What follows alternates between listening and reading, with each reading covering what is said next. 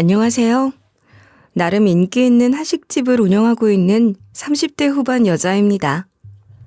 이렇게 사연을 쓰는 와중에도 제게 일어난 일이 정말 현실에서 일어난 일이 맞는지에 대해 생각을 해보게 되네요. 얼마 전까지만 해도 저는 삶을 살아가고자 하는 의지가 완전히 떨어져 있던 사람이었어요. 그냥 산 목숨을 놓지 못해 억지로 눈을 뜨고 일을 하면서 살아가고 있었죠. 그런데 점점 꺼져가고 있었던 저의 삶을 누군가가 구원해줬어요. 이분이 아니었다면 아마 저는 여전히 힘없는 삶을 살고 있었을지도 몰라요. 오늘은 제게 찾아온 기적 같은 일에 대한 이야기를 한번 해볼까 해요. 이런 곳에 사연을 보내는 것이 처음이라 좀 어색하긴 하지만 끝까지 잘 들어주셨으면 좋겠어요. 그럼 시작해 볼게요. 어릴 때부터 전 꽤 부유한 환경에서 자라왔어요. 부모님이 한식당을 운영하셨는데 요리 솜씨가 정말 말도 나오지 않을 정도로 대단하셨어요. 그래서 평일이든 주말이든 상관없이 늘 손님들이 길게 줄을 서 있을 정도였죠. 그런 부모님의 영향을 받아 저도 자연스럽게 요리에 관심이 생겼고 초등학생 때부터 주방을 어슬렁거리며 양념이나 불 조절 같은 걸 곁눈질로 익혔답니다. 다만 전문 요리사로 커리어를 쌓겠다는 생각을 해본 적은 없었어요. 그냥 부모님이 바쁠 때 곁에서 일을 도와드리는 정도였죠. 보통 이렇게 가게가 잘 되고 유명해지면 밑에 있는 자식이 부모님의 가업을 물려받아야 한다는 인식이 있잖아요. 하지만 저희 부모님은 그러지 않으셨어요. 승아야, 혹시나 해서 말하는 거지만 굳이 이 가게를 물려받겠다는 생각은 하지 않아도 돼. 네가 부담을 가지고 있을까 봐 미리 말해주는 거야. 그래, 네가 하고 싶은 게 있으면 그걸 하고 살아. 엄마랑 아빠는 무조건 너를 뒤에서 밀어줄 테니까. 그래서 저는 부모님의 가업을 물려받고 요리 쪽으로 직업을 정하지 않고 평범한 직장 생활을 택했습니다. 대학을 졸업하고 회사 사무직으로 일하면서 필요할 때만 가게에 가서 서빙이나 설거지를 도왔죠. 부모님도 워낙 여유롭고 호탕하신 분들이라 먹고 살 만큼만 벌면 된다고 늘 입버릇처럼 얘기하셨어요.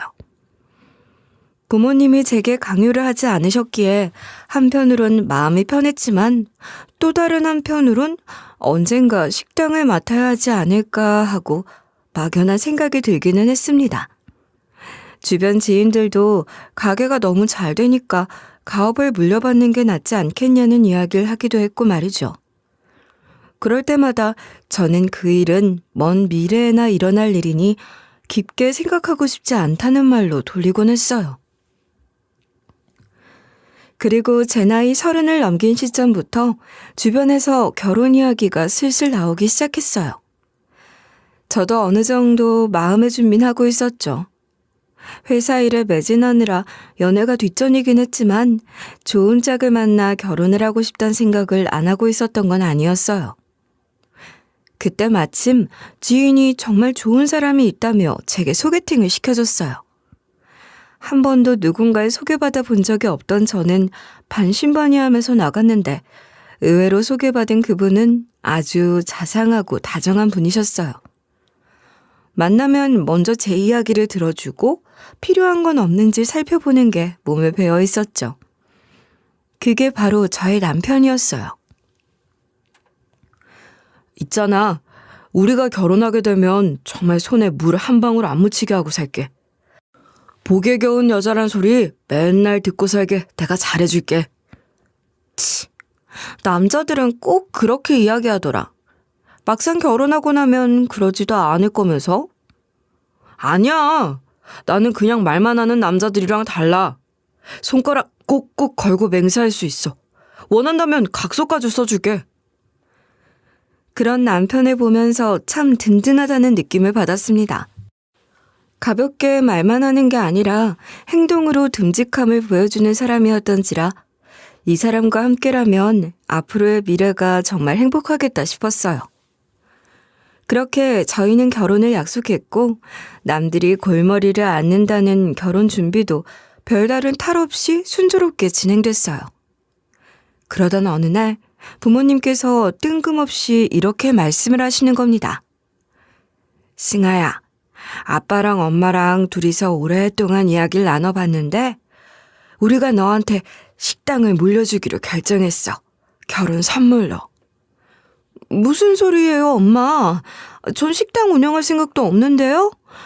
지금 다니고 있는 직장도 계속 다닐 생각이고요. 우리도 체력이 예전 같지 않아. 요즘은 눈도 침침하고 자주 깜빡깜빡하고 그래. 장사하는 사람들이 몸이 시원치 않으면 그게 가게 운영에 크게 영향 미치는 거 알지? 이참에 밀어놨던 귀농을 좀 해보려고 한다. 이미 시골에 집도 다 지어놨어. 사실 부모님은 예전부터 시골에서 텃밭을 가꾸면서 살고 싶어 하셨는데 식당의 규모가 커지면서 자연스럽게 그것도 미뤄오신 것 같았어요. 부모님의 뜻이 완강했기에 저도 뭐라고 할 수가 없었고 또 결혼 선물로 주신단 말에 거절을 할 수도 없던 저는 가게를 물려받기로 결정했습니다. 남편에게도 이 사실을 이야기하니 무척이나 좋아하면서 저희 부모님에게 감사하다고 전화까지 드렸다고 하더라고요. 시부모님 또한 부모님께 잘 보이려 무던히 애썼습니다. 사실 시부모님은 저를 딱히 탐탁지 않아 하셨어요. 평범한 직장을 다니고 남편보다 받는 월급이 적다는 것이 그 이유였죠.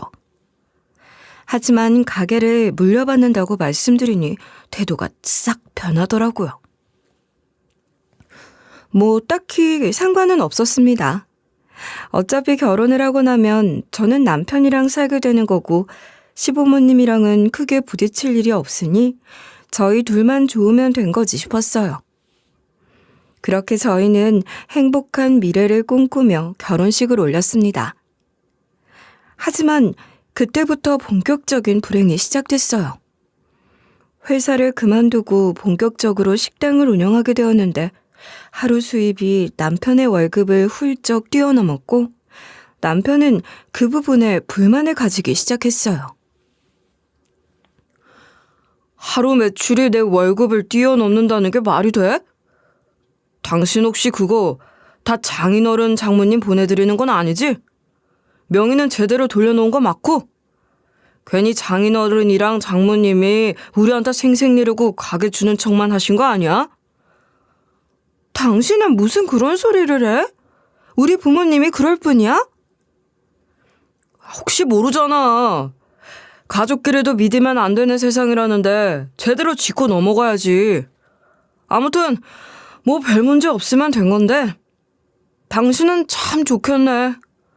내 한 달 월급은 쥐꼬리만한데 앞으로 당신이 벌어오는 돈으로 생활하면 되겠다. 처음엔 장난을 치는 줄 알았습니다. 그런데 가면 갈수록 남편의 이런 말은 점점 가시돋친 말들로 들리기 시작했어요. 장사가 잘 되자 시부모님도 시도 때도 없이 비싼 물건을 사달라고 요구했고 가격이 부담스러워서 정중히 거절하면 며느리 덕도 못 본다며 신세한탄을 하시곤 했어요. 남편도 시부모님 편에 서서 저를 계속 몰아붙이니 점점 어이가 없어지더라고요. 결혼 전엔 저를 더 아껴주겠다던 사람이었는데 막상 결혼을 하고 나니 식당 수익을 마치 자기 것처럼 여기며 이래라 저래라 간섭을 하는 모습이 낯설었어요. 저는 남편과 불필요한 갈등이 커질까봐 웬만하면 짜증이 나도 그냥 넘어가려 했지만 시댁과 남편의 요구사항은 날마다 더욱 과감해졌습니다. 부모님이 주신 식당이 오히려 저를 올가매는 꼴이란 생각이 들었죠. 이런 상황을 부모님은 전혀 모르고 계셨습니다. 괜히 신경 쓰시는 것이 싫어서 제가 굳이 말씀을 드리지 않았거든요. 승희야, 장사는 잘하고 있어? 요즘 가게 매출은 어때? 가게 주인 바꿨다고 사람들이 막 불만을 터뜨린다거나 음식 맛이 바뀌었다거나 그러진 않아? 전혀요. 요즘 장사 완전 잘 되고 있어요. 맛 바뀌었다거나 그러는 손님들도 전혀 안 계시고요. 진작에 장사 시작해볼 걸 그랬어요. 다행이다. 아니, 네 엄마가 얼마나 걱정을 했는지 몰라. 잘하고 있을까 한번 가봐야 하는데 하면서 말이야. 그런데 우리도 아직 적응을 하는 중이고 하루하루 바빠서 올라갈 시간이 없네. 미안해, 딸. 에이, 그런 거 걱정하지 마시고 귀농생활 적응이나 잘하세요. 저는 저대로 잘하고 있으니까요. 부모님과 통화를 할 때만큼은 아무렇지 않은 척, 세상에서 제일 행복한 사람인 척 연기를 했어요. 점점 이러고 사는 게 맞는 건가 스스로에게 의문이 들었지만 그래도 시간이 지나면 알아서 괜찮아지겠지 생각했습니다. 원래 힘든 일은 가만히 있으면 시간이 해결해준다는 이야기도 있었으니까요. 하지만 그건 오직 저의 착각이었어요. 시간이 흐르면 흐를수록 상황은 더욱 악화되고 있었습니다. 남편도 그렇고 시부모님도 그렇고 제게 요구하는 것들이 갈수록 늘어가기 시작했어요. 예, 너 다음 주에 내 생일인 거 알고 있지? 네, 당연히 알죠. 어머님 생일을 어떻게 잊어먹겠어요. 그날 어머님 댁에 들러서 제가 미역국 끓여드릴게요. 아, 요즘 촌스럽게 누가 미역국을 끓이고 생일상을 차린다니? 아, 됐고 돈으로 좀 더 다오. 이번 생일 맞아서 친구들이랑 같이 유럽 여행 가기로 했거든. 유럽 여행이요? 아, 좋으시겠어요. 제가 용돈 좀 챙겨드릴게요. 얼마나 필요하세요? 뭐 많이는 필요 없고 한 500만 원 정도면 될 것 같다. 너 내 계좌번호 알지? 그쪽으로 오늘 송금하면 된다. 더 보내주면 좋고. 저는 그만 할 말을 잃고 말았어요. 500만 원이 누구 집 강아지 이름도 아니고 저렇게 아무렇지 않게 이야기를 하니 정말 적은 액수처럼 들려오는 거예요. 그래서 저는 은근슬쩍 부담스럽다는 의사를 표하면서 300만 원 정도만 보내드리겠다고 좋게 돌려 말씀드렸는데 수화기 속에서 온갖 험한 말들이 쏟아져 나오더군요. 시어머니 생신인데 그 정도도 못해주냐부터 시작해서 다른 집 며느리들과 비교를 하는 것까지. 너무 황당하고 어이가 없었지만 그렇다고 해서 어머님의 요구를 모두 들어드릴 순 없었어요. 그래서 최소한 제가 드릴 수 있는 금액만 보내드렸습니다. 그래도 생신이니 서로 인상을 찌푸려서 좋을 건 없겠다 싶었거든요. 그런데 그 이후에도 말문이 막힐 정도로 어이없는 상황은 계속됐습니다. 어느 날은 아버님께서 저희 가게로 친구분들을 데리고 찾아오셔서 이렇게 말씀을 하시더라고요. 며느라, 우리 오늘 개하는 날이거든? 불고기 정식 30인분 정도만 부탁 좀 하자. 네, 아버님. 저희가 빨리 만들어 드릴게요. 저희가 선결제 시스템이라 결제 먼저 도와드리겠습니다. 에? 결제라니? 그게 무슨 말이야? 내가 명색이 네 시아버지인데 당연히 공짜로 줘야 하는 게 정상 아니냐? 나한테까지 돈 받아 먹으려고? 아버님, 가족은 가족이고 음식을 파는 건 별개죠. 제 친구들 와서 밥 먹어도 저는 돈 다 받고 팔아요. 아이고, 너도 참 독하다 독해. 찌르면 피 한 방울 안 나오겠다. 젊은 것이 돈독에 올랐나. 아이, 다들 일어나. 며느리 덕 좀 보려고 했는데 이게 뭐냐? 안 먹고 말지. 와, 진짜 너무 뻔뻔해서 말이 안 나오더라고요. 원래 가족의 가게에 밥을 먹으러 오면 한 푼이라도 더 팔아주려고 하는 게 진짜 가족 아닌가요? 제 친구들은 그랬거든요. 음료수 하나 서비스로 주려고 해도 이런 거 하나가 다 돈이라면서 결제하고 갔었는데 너무도 당연하게 공짜로 음식을 요구하는 아버님의 태도를 보며 기가 찼습니다. 이 이후로 시부모님은 제가 운영하는 가게로 찾아오지 않으셨어요. 남편도 이 부분에 대해선 뭐라고 이야기를 얹지 않았죠. 그러던 어느 날 남편이 제게 뜬금없는 말을 던졌습니다. 야, 너 이제 어떡하냐? 가게 가지고 유세 못 떨게 됐네? 그 가게 오늘부로 내 거 됐어. 대낮부터 무슨 헛소리라는 거야? 목검이라도 껐어? 헛소리인지 아닌지 이걸 보면 알겠지. 자, 당신 두 눈으로 똑똑히 봐. 명의자가 누구로 바뀌어 있는지. 이게 뭐야? 왜 우리 가게 명의가 당신 이름으로 바뀌어 있어? 와, 이게 생각보다 바꾸는 게 쉽더라고. 인감증명서랑 등기 위임장만 있으면 되더라. 그래서 그냥 구딱구딱 해치워버렸지. 고작 한식집 하나 운영하면서 있는 척 유세 떠는 네 모습 보기 싫어서. 당신 오늘 눈 뜨고 코 베인 거야. 세상이 무너지는 기분이 들었습니다. 언제 한번 신분증이나 인감 같은 걸 남편에게 맡긴 적이 있었는데 그걸 돌려받는 걸 깜빡하고 있다가 남편이 그걸 이용해서 저희 가게 명의를 자신의 이름 앞으로 돌려놓은 것이었어요. 이런 일이 일어날 거라는 생각은 전혀 하지 못했기에 경악을 금치 못했습니다. 남편은 얼빠진 제 얼굴을 보고 고소하다는 듯 낄낄거리기만 했어요.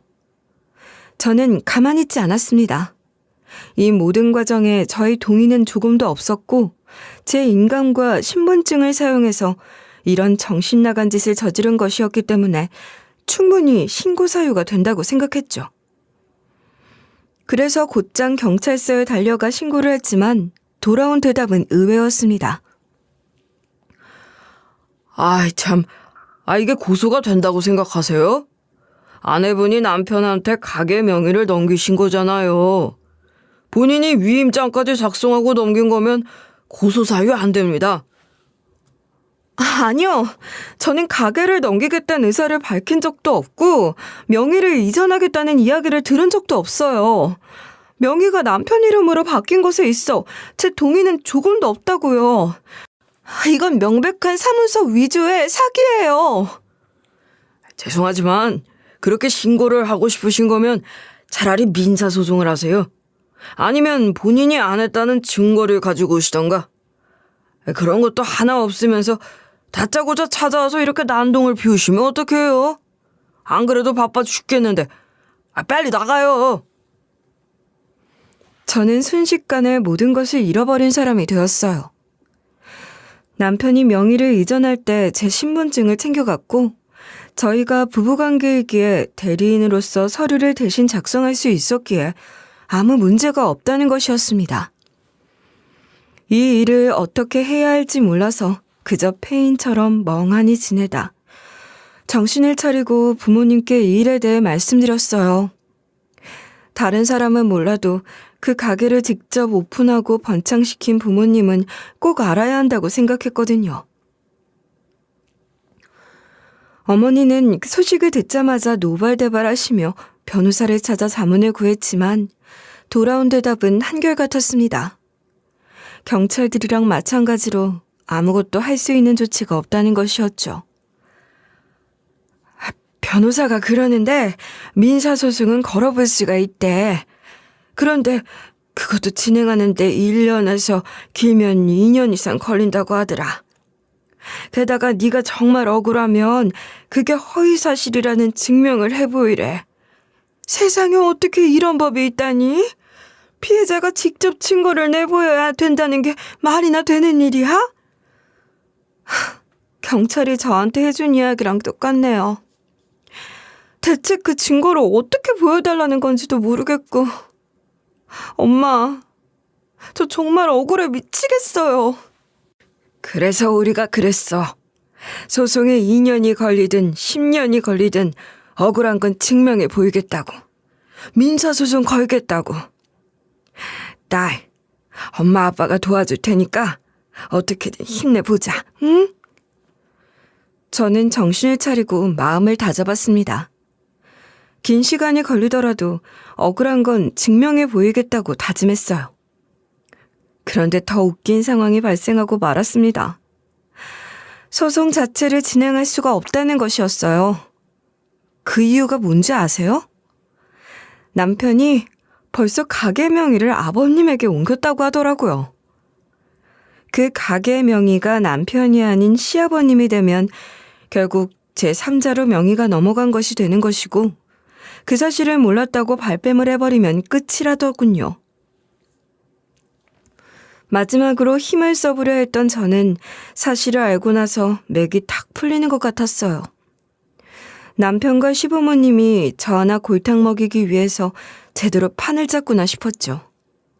그리고 남편은 한동안 집에 들어오지도 않다가 저희가 법적인 것들을 준비하고 있는 걸 뒤늦게 알아채고 집에 들어와서는 눈 하나 깜짝하지도 않고 제게 이혼을 요구했습니다. 그 태도가 얼마나 뻔뻔하던지 정말 말도 나오지 않을 정도였어요. 야, 네가 그렇게 억울하고 어떻게든 나를 깜빵에 쳐놓고 싶으면 차라리 이혼하자. 우린 이제 서로 사랑도 신뢰도 없는데 어떻게 한 집에서 살을 부대끼면서 같이 살아? 지금 이 상황에서 네가 제일 먼저 해야 할 말은 이혼하자라는 게 아니라 미안하다는 말이야. 도대체 양심은 어디다가 갖다 팔아먹었니? 당신 원래 이런 사람이었어? 그동안 어떻게 그렇게 철저하게 숨기고 살았냐? 나 원래 이런 사람이었어. 그걸 모르고 나랑 덥석 결혼한 네가 잘못이지. 그러게 누가 신분증이랑 인감 나한테 맡기래? 이런 건 가족한테도 맡기는 거 아니라고 누가 안 가르쳐주던? 저는 참는 데에 한계를 느꼈어요. 미안하다고 말을 하고 무릎을 꿇고 싹싹 빌어도 모자랄 판에 이혼을 입에 올리며 얼굴에 철판을 깔고 말하는 남편의 태도를 더 이상 견딜 수 없어 결국 이혼을 택했습니다. 그래도 그 와중에 재산 분할은 칼같이 해주더군요. 이혼을 하고 난 후 한동안은 집 밖으로 나가지 않았습니다. 믿었던 남편에게 뒤통수를 맞은 데다 부모님이 평생 일군 가게까지 잃었으니 정말 삶에 대한 열의가 사라지더군요. 밥도 제대로 챙겨 먹지 않고 하루 종일 저 스스로를 한심하다고 질책하다 잠들기를 몇 달 동안 반복했어요. 그렇게 멍하게 지내던 어느 날 지인으로부터 전화가 한 통 걸려왔어요. 너 아직도 밥 한 끼 제대로 안 챙겨 먹고 집에만 틀어박혀 있어? 그렇지 뭐. 아무것도 하기가 싫네. 그러지 말고 너 새로 일이라도 시작해. 내가 잘 알고 있는 사모님이 계신데 그 집에 가정부를 새로 구한다고 하더라. 숙식도 제공해주고 계속 집에만 있으면 뭐 해결이 돼? 어떻게든 잘 이겨내서 그놈한테 복수할 생각을 해야 할 거 아니야. 정신 좀 차려, 정신. 지인의 이야기를 듣고 나니 그제야 정신이 좀 차려지는 것 같았어요. 언제까지고 집안에만 틀어박혀 있을 수는 없는 노릇이었죠. 그래서 1년 만에 마음을 다잡은 저는 면접을 보겠다고 하고 미용실에도 들르고 목욕탕에도 들러 깨끗하게 몸을 단장했어요. 다행히 면접은 무사히 받고 수많은 지원자들 중 제가 붙게 됐어요. 지인의 추천이기도 했고 또 나이가 젊기에 일머리가 좋을 것 같다는 것이 채용 이유였습니다. 어차피 제가 살고 있는 집으로부터 그렇게 멀리 떨어져 있는 저택이 아니었기에 숙식까지는 필요가 없었죠. 저의 업무는 주방에서 음식을 도맡아 하는 것이었습니다. 재벌가의 저택은 상상하던 부잣집보다 몇 배는 더 웅장하고 거대했어요.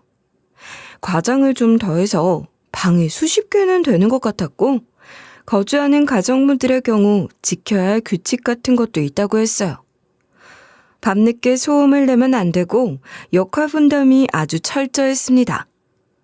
저는 원래 살림에 자신이 있었고 어릴 때부터 어깨너머로 음식을 배워왔기 때문에 이곳에서의 적응이 빠른 편이었어요. 그렇게 적응을 해나가던 어느 날 사모님이 제게 다가와서 이렇게 말씀을 하시더군요. 오늘 회장님이 외국 출장에서 돌아오시니 돼지고기 듬뿍 넣은 김치찌개를 끓여 놓아 줄래요? 우리 회장님은 돼지고기 김치찌개를 제일 좋아하시거든요. 아, 네, 알겠습니다. 혹시 다른 음식을 준비할 것들이 있을까요? 여기 준비해야 될 음식들 목록이에요. 돌아오시려면 시간이 좀 걸리니 천천히 준비해 주세요. 그리고 음식간에 각별히 신경씀 써주시고요. 사모님의 말이 끝나자마자 다른 가정부들이 제게 조심스럽게 다가와 회장님의 입맛이 까다롭고 한번 마음에 안 들면 그 음식을 다시는 안 드시는 성격이라며 조용히 귀띔을 해줬어요. 음식을 하는 데에는 자신이 있었지만 재벌가들은 입맛이 얼마나 고급질까 싶어 긴장이 안 될 수가 없었습니다. 그래도 하라고 했으니 해야지 싶어 정성껏 찌개를 끓이고 음식들을 준비해 상을 차려두었습니다. 한참의 시간이 지난 후 늦은 오후가 됐을 무렵 회장님께서 집으로 돌아오셨어요.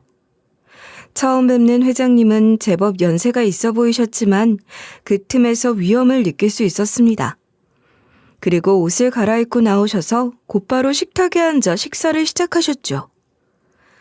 회장님께서 숟가락을 들어 국물을 떠먹는 순간 제 심장은 소란스럽게 쿵쿵 뛰었어요.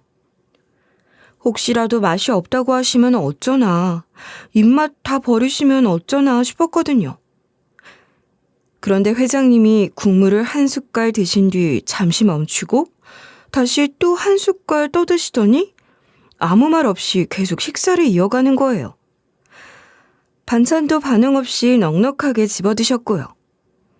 음식에 대해 별다른 말씀은 없으셨지만 저뿐 아니라 주변에 있던 가정부들 역시 긴장된 눈빛으로 회장님의 반응을 기다리고 있었죠. 그때였습니다.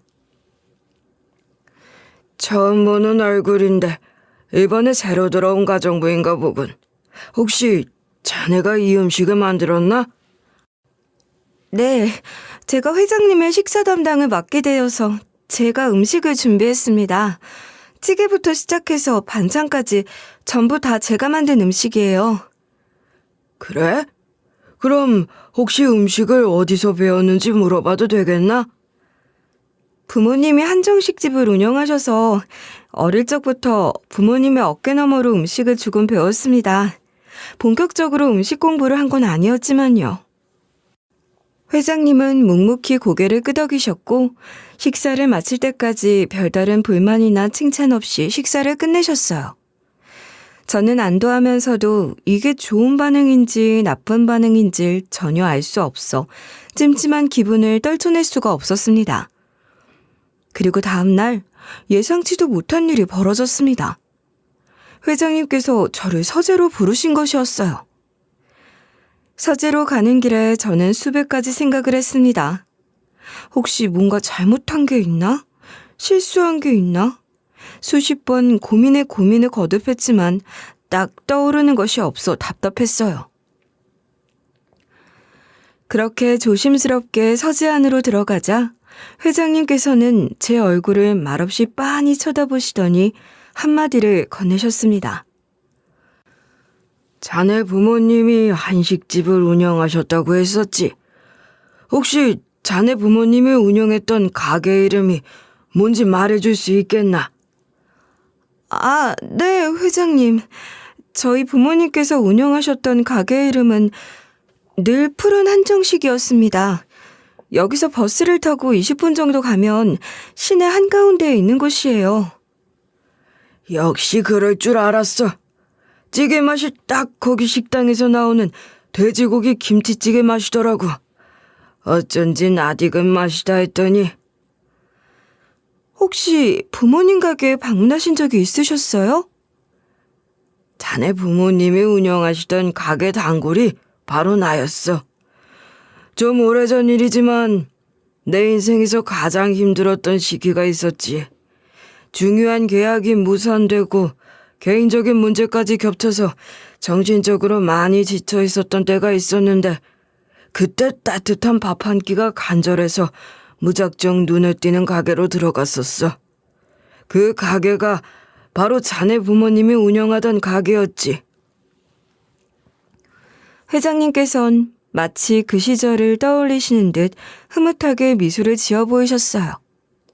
무작정 앉아 시켰던 김치찌개 정식은 정신을 번쩍 들게 할 정도로 맛있었다고 하셨습니다. 인생에서 먹어본 김치찌개 중 가장 맛있다고 해도 과언이 아닐 정도라면 말이죠.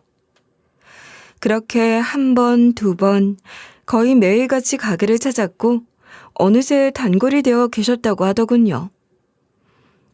매일같이 얼굴 도장을 찍었었는데 내가 직업이다 보니 해외 출장이 잦아지면서 한동안 들르지 못했었네. 건강이 나빠지면서 해외에서 요양을 해야 하는 시간도 길어졌고 매일같이 해외 음식만 먹다 보니 질려서 가끔은 한인타운으로 가 한식을 사 먹기도 했지만 자네 부모님이 만들어준 김치찌개 맛은 어디에서도 느껴보지 못했어. 그러셨군요.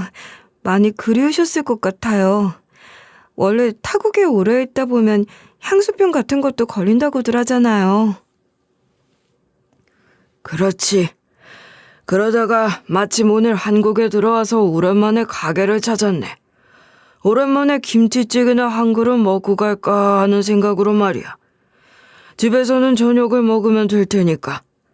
그런데 너무 오랜만에 가선지 주인이 바뀌어 있더군. 내가 한때 가장 좋아하던 식당이었어서 주인이 바뀐 게 못내 아쉬웠지만 그냥 세월이 많이 흘러서 그런가 보다 했지. 그런데 알고 보니 자네 부모님이 그곳을 운영하셨던 분들이었군. 부모님은 지금 뭘 하고 계시나? 지금은 귀농하셔서 시골에서 농사를 짓고 계세요. 오, 그래? 그런데 장사가 잘 되던 가게를 왜 갑자기 다른 사람에게 넘기고 귀농을 하신 건지 이유를 물어봐도 되겠나? 저는 아무 말도 하지 못했습니다. 제 이야기를 다른 사람에게 한 번도 해본 적이 없었기에 어디서부터 어떻게 이야기해야 할지 망설여졌어요. 입을 떼야 하는데 차마 떨어지질 않더라고요. 괜히 말하면 눈물이 날 것 같기도 했고요. 하지만 회장님께서 진지하게 물어보셨고 왠지 회장님이라면 제 사정을 이해해 주실 것 같다는 생각이 들었어요. 그래서 저는 고민 끝에 조심스럽게 입을 열었습니다. 사실 그 가게 제가 부모님께 물려받아서 운영하고 있었는데 명의를 빼앗겼어요. 그래서 지금은 다른 사람이 운영을 하고 있는 거예요. 어? 무슨 소리야? 명의를 빼앗기다니. 누가 가게를 빼앗아 가기라도 했다는 말인가? 자세히 좀 말해보게. 저는 남편과 결혼을 한 후 남편과 시댁이 어떻게 변해갔는지, 남편이 어떻게 서류를 조작해 가게 명의를 바꿔버렸는지, 법적 처벌은 왜 진행을 하지 못했는지, 그리고 결국에는 이혼까지 하게 된 과정에 대해 차근차근 설명해 드렸어요. 처음엔 입을 여는 것조차 너무 힘들었지만 속에 묵혀뒀던 이야기를 할수록 오히려 후련한 기분이 들었어요. 제 이야기를 처음부터 끝까지 모두 들은 회장님께서는 진심으로 분개하셨습니다. 내가 제일 싫어하는 사람들이 그런 사람들이야. 남이 다 차려놓은 밥상에 숟가락 얹으려는 사람들.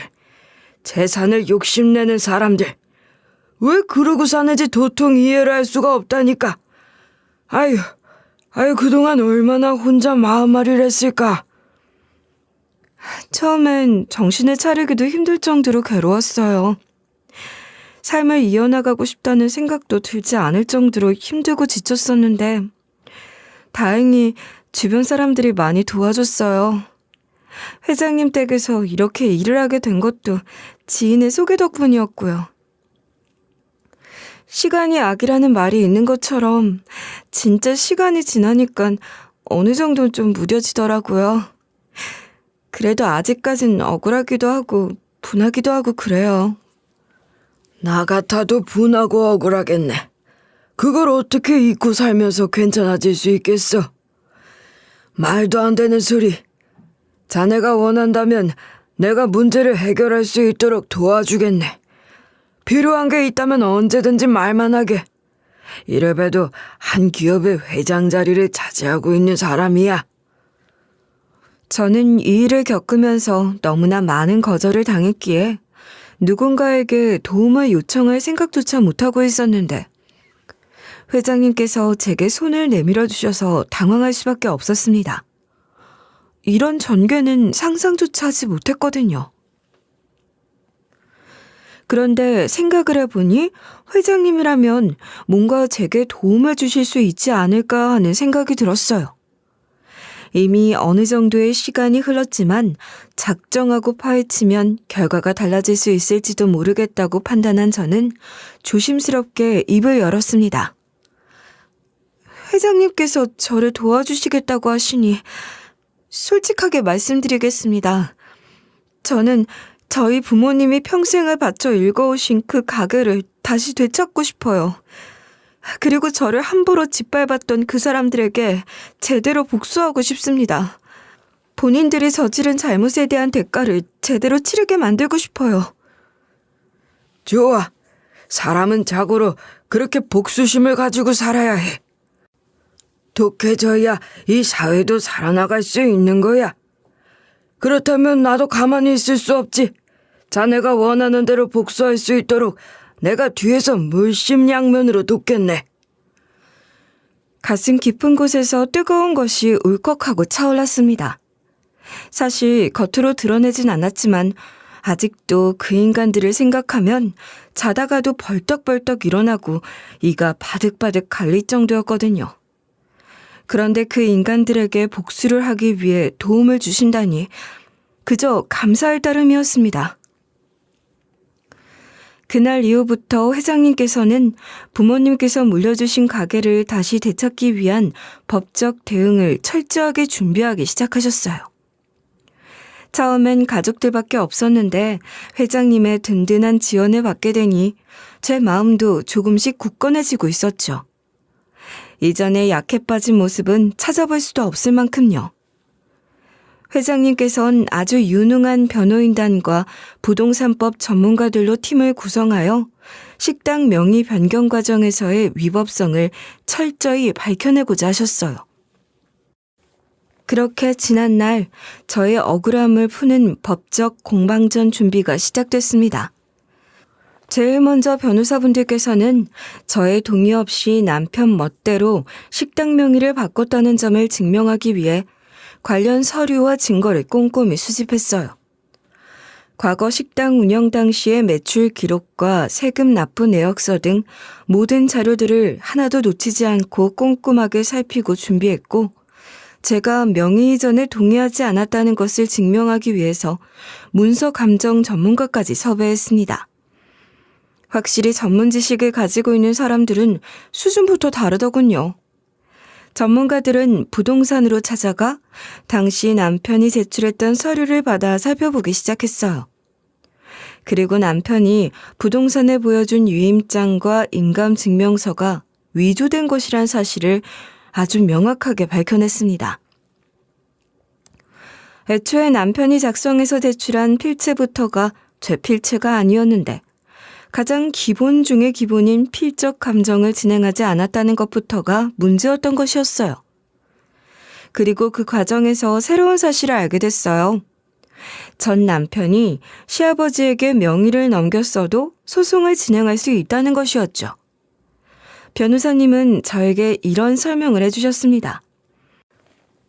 명의가 이미 시아버지에게로 넘어간 건 사실이에요. 그런데 시아버지가 제3자가 되는 건 맞지만 법적으로 남편과 시아버지 간에는 가족이라는 특수한 관계가 인정되기 때문에 명의 신탁 문제로 충분히 소송을 걸 수 있습니다. 정말요? 그게 가능해요? 불가능한 건 아니에요.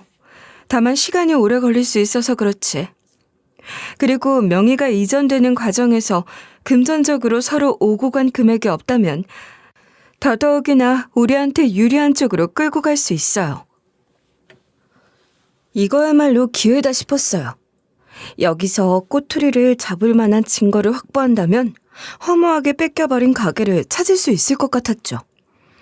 그래서 확인을 해보니 가게 명의는 시아버지의 이름으로 바뀌었지만 아버님 본인이 가게 운영엔 전혀 관여하지 않았다는 점을 해당 가게에서 근무를 하고 있는 직원들의 증언을 통해 알아낼 수 있었습니다. 가게가 강제로 양도된 후 저와 함께 일하던 직원분들은 모두 퇴사를 했고 다른 직원분들이 근무를 하고 있었는데 그 직원분들도 남편과 시아버지에 대해 상당히 불만을 품고 있는 것 같았어요. 월급도 맨날 늦게 주는 데다가 손님들을 대하는 태도도 형편없어서 가게 매출이 반토막이 난 지 오래라고 하더라고요.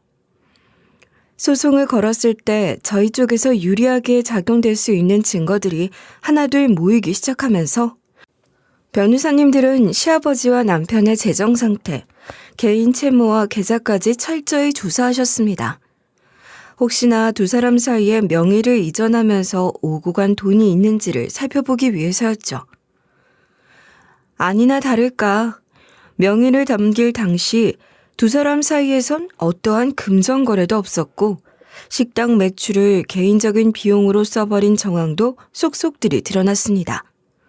까도 계속 나오는 것이 마치 양파 같았어요. 그리고 저희는 모아온 증거들을 바탕으로 곧바로 소송을 걸었습니다. 소송이 시작되자마자 그 인간들은 살충제를 맞은 바퀴벌레 마냥 날뛰기 시작했습니다. 제 휴대폰 번호로 하루에도 몇십 통씩 전화가 걸려왔고 전화를 받지 않으면 협박성 문자가 끊임없이 오곤 했어요. 네가 어떻게 우리한테 이럴 수가 있냐? 이제 와서 왜 쓸데없는 짓을 하느냐? 이런 내용이었죠. 그런 내용을 볼 때마다 겁이 나진 않았느냐고요? 전혀요. 되려 본인들이 잘못한 것이 없으면 저한테 이렇게 전화를 걸고 욕을 할 게 아니라 저를 무고죄로 엮고소를 했겠죠. 저는 그들의 발악에 무대응으로 일관했고 어느덧 첫 재판일이 다가왔습니다. 이혼 이후 정말 오랜만에 마주하는 전 남편과 시부모님은 도끼 어린 눈빛으로 저를 째려봤고 재판이 시작되자마자 곧바로 연기가 시작됐어요.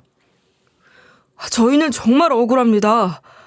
비록 지금은 이혼을 했지만 그래도 한때는 좋은 사이였는데 왜 여기서 얼굴을 마주하면서 싸워야 하는지도 모르겠고 왜 허위 사실로 저희 가족의 인생을 망치려 드는지도 이해할 수가 없습니다. 아가, 네가 처음에 가게를 운영하기가 어렵다면서 우리 아들한테 가게를 양도했었잖아. 여기 네 필체로 된 위임장도 있는데 왜 자꾸 거짓말을 하려고 드는 거냐? 우리가 너한테 대체 무슨 죄를 지었다고? 그래, 네가 어떻게 우리한테 이럴 수가 있어? 우리 가족을 완전히 망가뜨릴 작정이니? 그래도 우리가 한때는 가족이었는데 가족이었던 사람의 등에 이렇게 칼을 꽂을 수가 있어? 내가 너한테 얼마나 잘해줬는데. 입이 있으면 이야기를 해보라고요? 네, 얼마든지요. 원하신다면 전부 다 말씀드릴게요. 제가 그때는 정말 아무것도 몰랐고 옆에서 도와주는 사람들도 없었어서 눈 뜨고 당하고만 있었는데 지금은 아니에요. 제가 하나하나 증거 다 모아왔으니까 지금부터 하나씩 다 보여드릴게요. 두 눈 똑바로 뜨고 보세요. 저는 법정에서 여태까지 모아온 증거들을 제시하며 하나하나 따지고 들기 시작했습니다. 제 필체가 아닌 남편과 유사한 필체로 작성된 허위 위임장부터 시작해서 제 동의는 하나도 없이 작성된 서류들, 그리고 명의가 아버님으로 변경됐지만 두 사람 사이에 아무것도 오간 게 없다는 점, 식당 매출을 개인적인 용도로 사용한 것들까지 모두 증명하자 뻔뻔하던 그들의 표정은 사색이 되어 있었어요. 본인들이 당당했다면 제가 증거를 보여주자마자 반박을 하려고 했겠지만 그들은 꿀먹은 벙어리 마냥 입을 닫고 있었습니다. 당연히 할 말이 없었겠죠. 제가 제시한 증거들은 하나도 빠짐없이 모두 사실이었으니까요. 전 남편은 멍한 표정으로 저를 바라보다 이내 억울하다는 듯 소리를 지르기 시작했습니다. 저거는 다 조작된 증거들입니다. 애초에 억울했다면 그때 소송을 걸어서 따지던지 했어야지. 이제 와서 이런다고 뭐 달라지는 게 있을 것 같아? 당신 정말 유치하게 왜 그러는 거야? 당신 어린애 아니고 이제 40대야 40대. 어른이면 어른답게 굴어야지. 이렇게 억지를 부리면 어떡해? 신성한 법정 앞에서 거짓말하면 더 큰 벌 받는 거 몰라? 신성한 법정 앞에서 거짓말을 하는 건 내가 아니라 당신네 식구들이겠지. 내가 증거를 버젓이 가지고 왔는데도 아니라고 발뺌을 한다고? 뻔뻔한 건 애진작 알고 있었지만 이 정도일 줄은 몰랐네. 그럼 당신네 가게 직원들이 한 증언들도 한번 들어볼래? 저는 방긋 웃어 보이며 준비해온 녹취록까지 증거로 제출했습니다. 고요한 법정 안에 직원들의 녹취록이 크게 울려 퍼졌고 판사님의 표정과 남편 쪽 변호사의 표정도 일찍 굳어지기 시작했어요. 그날의 재판은 그렇게 끝이 났고 저와 저희 쪽 변호사님들은 최대한 남편 쪽과 언쟁이 붙지 않도록 빠르게 법정 밖으로 이동했습니다. 결국 긴 재판 끝에 법원은 제 손을 들어주었어요. 남편과 시댁이 벌인 모든 일이 불법적인 명의신탁과 사문서를 위조한 것으로 판결이 났고 제게 가게의 소유권과 운영권을 돌려주라는 판결이 내려졌습니다. 남편과 시댁은 항소하겠다고 고함쳤지만 이미 모든 증거가 너무나 명백했기에 항소를 한다고 하더라도 달라질 건 없어 보였어요. 네가 우리 가족을 이렇게 만들어 놓고도 잘 살 수 있을 것 같아? 앞으로 마음 불편해서 두 다리 쭉 뻗고 자지도 못할걸? 진짜 치밀하고 지독하다 너도. 사람이 그렇게 살면 안 돼. 나중에 벌 받아. 벌은 당신이 받은 것 같은데? 나는 아무것도 잘못한 게 없어. 뭐 굳이 잘못한 걸 꼽자면 그때 이렇게 야무지게 준비하지 못해서 당신 같은 사람한테 내 모든 걸 뺏겼었다는 거? 아유, 어떡해?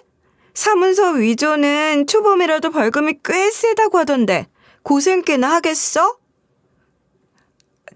아가, 이제 와서 생각을 해보니 우리가 너한테 좀 크게 잘못한 것 같구나. 진작에 깨닫고 너한테 잘못했다 이야기했으면 좋았을 것을 이렇게까지 만들고. 우리가 그 당시에는 그냥 돈에 눈이 멀어서 그런 실수를 했다. 진심으로 용서를 비마. 네가 원한다면 우리가 눈 감을 때까지 너한테 사과를 하마. 그러니 한 번만 선처를 좀 해주면 안 되겠니? 우리가 장사를 하고 있긴 하지만 매출이 안 나와서 벌금을 댄 돈도 없고. 진작에 좀 그렇게 사과를 하지 그러셨어요. 본인들 잘못 다 까발려지고 나서 이렇게 잘못됐다 사과하신다고 한들 달라질 수 있는 건 아무것도 없어요. 그리고 벌금 낼 돈 없는 건 제 알 바 아니고요. 일찍 받았어야 할 벌, 이제 받게 되는 거라고 생각하세요. 그렇게 저는 구질구질하게 매달리고 발악을 하는 전 시댁 식구들을 뒤로 한 채 법정을 나섰습니다. 그날은 초여름이 시작되는 날이었는데 후덥지근한 날씨임에도 불구하고 뭔가 시원한 느낌이 들었어요. 가슴 속에 오랫동안 묵어있던 체증이 확 내려가는 듯한 기분도 들었고요. 왜 진작에 이렇게 강하게 대응을 할 생각을 하지 못했을까? 지난날 홀로 속상해하던 시간들이 주마등처럼 스쳐 지나갔습니다.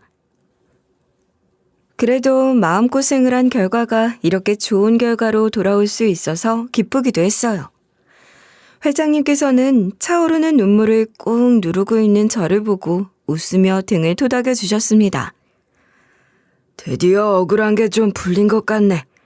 재판이 끝난 기분이 어때? 후련해? 10년 묵은 체증이 싹 내려가는 것 같아요. 너무 행복하기도 하고 또 한편으론 지난 날들이 생각나서 마음이 쓰리기도 하고 여러 가지 감정들이 몰아치네요. 난 자네가 지금까지 혼자 잘 버텨줘서 너무 대견해. 그렇게 잘 견뎌왔으니 앞으로는 좋은 일만 있을 거야. 그리고 이런 일이 앞으로는 생기면 안 되겠지만 혹시라도 무슨 일이 생긴다면 그때도 꼭 나한테 이야기해. 지금처럼 내가 도울 수 있는 모든 방법을 총동원해서 도와줄 테니까. 저는 눈물을 흘리며 조용히 고개를 끄덕였습니다. 드디어 부모님이 키워오셨던 가게를 원래의 자리로 되찾을 수 있었고 스스로를 한없이 괴롭히고 자책했던 시간에서 벗어났기에 제가 흘린 눈물은 기쁨의 눈물이라 볼 수 있겠네요. 법적 공방을 펼치는 과정은 쉽지만은 않았고 중간에 힘들고 포기하고 싶었던 순간도 없잖아 있었습니다. 하지만 회장님과 변호사님들 그리고 전문가님들의 적극적인 도움 덕분에 끝까지 견디고 결국 승소라는 좋은 결과를 얻을 수 있었죠. 다시 식당을 운영하게 되면 그동안의 고통을 잊고 새 출발을 할 수 있겠다는 희망이 보였어요. 이 사건을 겪으며 저는 정말 많은 것을 깨달았어요. 세상엔 악의적인 사람들도 있지만 그런 사람들을 넘어설 만큼 강한 정의와 따뜻한 마음을 가진 사람들도 분명히 존재한다는 것. 회장님의 도움 덕분에 저는 제가 잃었던 소중한 것들을 되찾을 수 있었어요. 길었던 소송이 마무리된 이후 가게에 대한 소문은 일파만파로 퍼지기 시작했습니다. 동네는 물론이고 인터넷 커뮤니티까지 이 이야기가 아름아름 퍼지게 되면서 화제가 되었어요. 여러분들, 대한민국 네티즌들 엄청 무서운 거 아시죠? 인터넷까지 이 이야기가 퍼지니 부당한 방법으로 남의 가게를 빼앗으려 했던 전 남편과 시댁 식구들에 대한 신상 정보가 온라인을 통해 급속도로 확산되었고 전 시부모와 남편은 사람들의 따가운 시선을 견디다 못해 결국 살고 있던 동네를 떠나 멀리 이사를 가게 됐다고 하더라고요. 물론 저도 가만히 있지만은 않았어요. 그들이 언제라도 저를 찾아올 수 없도록 이사를 했고 휴대폰 번호를 바꿔버렸습니다. 가게도 이전을 할까 생각했지만 그래도 신상 정보가 어느 정도 다 퍼진 만큼 가게까지 찾아와 행패를 부리진 않겠지 싶었어요. 신상이 퍼지고 나서 꽁지가 빠지게 도망을 간 걸 보니 속이 시원했어요. 그렇게 본인들의 잘못이 없는 것처럼 얼굴에 철판을 깔고 행동할 땐 언제고 사람들이 돌을 던지니 도망을 가는 꼴이 참 우습기도 했고요. 진작에 제게 진심으로 사과를 하고 본인들이 저지른 행동에 대해 잘못을 인정하면서 책임을 졌다면 여기까지 오지는 않았을 텐데 하는 생각에 씁쓸함이 느껴졌어요. 사람은 역시 극한의 상황까지 닥쳐야 정신을 차리는 동물인가 봅니다. 가게의 소유권은 법적으로 다시 저에게 돌아왔고 저는 다시 일어서서 가게 운영 준비를 하기 시작했어요. 제 손을 떠나 있는 동안 가게가 완전히 엉망이 되어버렸기에 리니어를 하는 시간이 필요했거든요. 그리고 마침내 가게를 재오픈한 날 회장님께서 친히 회사 직원들과 함께 오셔서 저를 축하해 주셨습니다. 그리고 함께 일을 했었던 전 직원들 역시 소식을 듣고 찾아와 진심 어린 축하를 전해줬어요.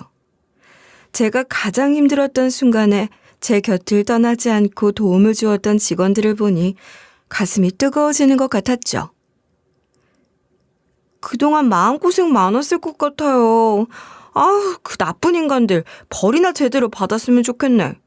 아주 그냥 여기 사장으로 있을 때도 얼굴만 보면 밥맛이 뚝 떨어질 정도였는데 참 잘됐다 싶어요. 다들 적극적으로 증언해 주신 덕분에 다시 제 가게를 찾을 수 있었던 거예요. 이 자리를 빌어 모두들 감사드립니다. 아유, 우리 사장님 다시 돌아오셔서 너무 기쁘네. 앞으로 여기 맛있다고 소문 많이 낼 테니까 힘든 일 있거나 도움 필요하면 꼭 연락해요. 부모님께서도 시골에서 한 걸음에 가게로 달려오셨습니다. 오랜만에 만난 부모님은 저를 꼭 끌어안으시며 아무 말 없이 저를 토닥여 주셨어요. 저는 부모님의 품 안에서 그동안 쌓인 감정을 억누를 수 없었고 한참 동안 펑펑 눈물을 쏟아냈습니다. 그리고 그날 가게에서 부모님과 회장님이 만나게 되었습니다. 부모님은 당시 단골 손님이셨던 회장님께 진심으로 감사 인사를 전했어요. 회장님 덕분에 저희 딸이 이렇게 다시 일어날 수 있었습니다. 정말 어떻게 감사의 말씀을 드려야 할지 모르겠습니다. 제 덕분은요, 우리 여사장님이 잘 버텨줘서 이길 수 있었던 거죠. 예전에 두 분께서 이 가게를 운영하실 때 먹었던 찌개 맛은 정말이지 아직까지도 잊을 수가 없습니다. 저한테 참 많은 위로가 되었어서 기억을 하고 있었는데 세상에 이렇게 신기한 인연이 있다는 걸 이번에 절실히 느꼈어요. 앞으로도 제가 할 수 있는 일이 있다면 언제든 도와드릴게요. 부모님과 저는 회장님의 따뜻한 마음에 깊은 감동을 받았습니다. 마치 가족 같은 든든한 후원자가 생긴 느낌이었죠. 저는 식당 운영에 전념하기 위해 가정부 일을 그만두게 되었지만 회장님과 사모님께서는 가게를 종종 찾아와서 식사도 하고 응원의 말씀도 건네주셨어요. 부모님의 뜻을 이어받은 이 가게가 저와 가족, 그리고 저를 도와주셨던 모든 분들의 마음을 따뜻하게 연결하는 특별한 장소가 되었다고 생각해요. 그렇게 가게는 다시 활기차게 사람들로 북적이기 시작했고, 저 역시 이전보다 더욱더 행복하고 긍정적인 마음으로 손님들을 맞이하고 있어요. 제 이야기는 여기서 끝입니다. 앞으로는 좌절하는 일 없이 행복하게, 건강하게 소중한 것들을 지켜내면서 잘 살아볼게요. 제 이야기를 끝까지 들어주셔서 진심으로 감사드립니다.